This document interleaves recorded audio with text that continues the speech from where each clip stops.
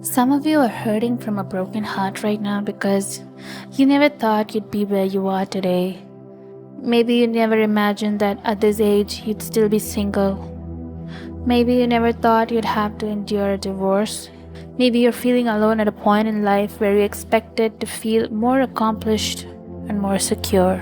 In these moments, a lot of us start to reevaluate our lives, and that's when we may experience a personal crisis, looking up and asking, God, where are you? Like, this wasn't part of the plan, this wasn't what I thought you had for me. And that is precisely when the enemy sees your broken heart and tries to deceive you, planting strongholds in your heart. The enemy watches closely, looking at your struggles, and when we are at our most vulnerable, when our hearts are broken, that's when Satan tries to attack. Have you ever noticed how, when you're going through something painful, temptations you thought you overcame begin to resurface? Old struggles, people, and situations suddenly come back. Why? Because the enemy knows you're vulnerable. He sees you're hurting. When dealing with a broken heart, you have two choices: sit in your brokenness or surrender it to Jesus. When you feel drained and empty, how quickly do you run to Him? Psalm 34:18 says, "The Lord is close to the brokenhearted and saves those who are crushed in spirit." Psalm 147:3 says, "He heals the brokenhearted and binds up their wounds." Here's what I know: God can heal your broken heart, but you must give Him all the pieces. What does that mean? It means that you need to be honest with God and receive His grace. Right now, at this very moment, God offers healing. When you bring your brokenness to Him, He will restore you. He can rebuild whatever is in shambles in your life. This is the perfect time to give your pain to God and watch what He can do with it.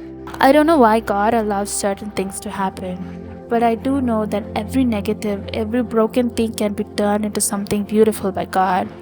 Our world may specialize in breaking things, like breaking relationships, breaking dreams, breaking hope. But our God specializes in rebuilding what is broken.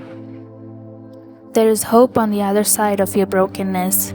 Listen, I understand what it's like when life seems to attack you over and over again, to the point where you're on the verge of losing your faith. But I encourage you, don't lose hope. The source of all hope is God. And even when it feels like life is against you, every good thing you still have comes from a loving Father. I know what it's like to have a broken heart. I know what it's like to love someone more than they love you. I know what it's like to watch someone you love walk away, and no amount of money can fix that pain. But even in that heartache, we can move forward by asking God to heal us and heal our relationships. Don't judge the journey before it's over. Don't give up just because you're in the middle of it. You haven't seen the end yet. Let God write the rest of your story. Jesus' plan is to renew, not to leave things as they are. There comes a time when we must let go of what was to take hold of what could be. How can you really let go of heartache? It sounds simple, but write it down. Give it to God. Give it to Him every day if you have to. No matter how many times that painful memory returns, say, "Lord, here it is again. I don't want it. I'm giving it to you." You cannot do this alone. You probably tried, but apart from Jesus, you can do nothing. John 15.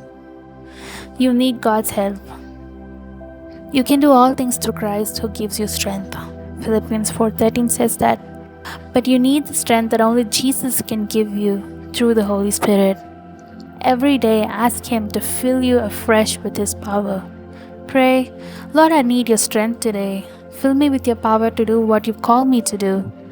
Fill me with agape love to love the unlovable." The first step is giving it to God.